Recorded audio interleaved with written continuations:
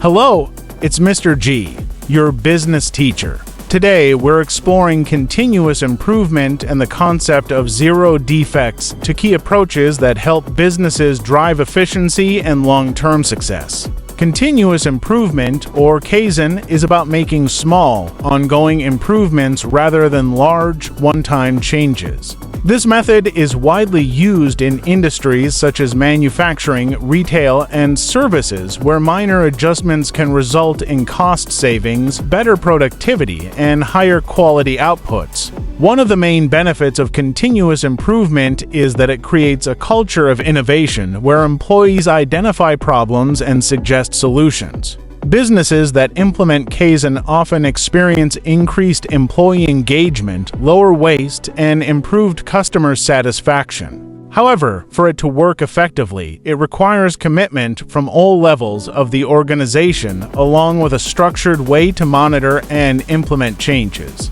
A key part of continuous improvement is the Plan, Do, Check, Act (PDCA) cycle. First, businesses plan a change, then implement it on a small scale, check the results, and, if successful, roll it out across the business. This cycle ensures constant process refinement. Closely linked to continuous improvement is zero defects, a concept developed by Philip Crosby.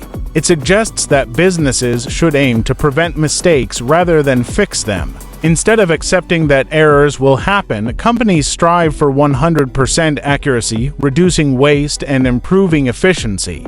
Zero defects are particularly important in industries where mistakes can be costly or dangerous, such as automotive manufacturing, pharmaceuticals, and technology production. Car manufacturers, for example, have strict quality control measures to ensure every vehicle meets safety standards. In healthcare, pharmaceutical companies must ensure medicines are produced with zero defects to protect patient health. Achieving zero defects requires strong employee training, quality control, and technology to detect errors before they happen.